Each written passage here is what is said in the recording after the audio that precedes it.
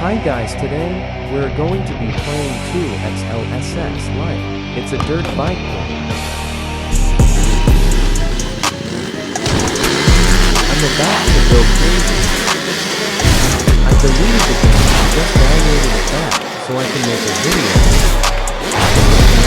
Why do you jump off? We speeding? It's hard to control.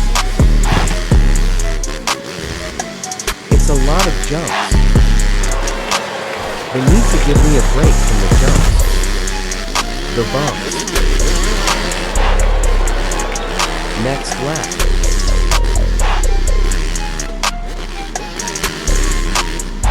Let's cut. Trying my best on this lap. I'm going to run into it. Not my best. I have to get used to this. Why did I restart?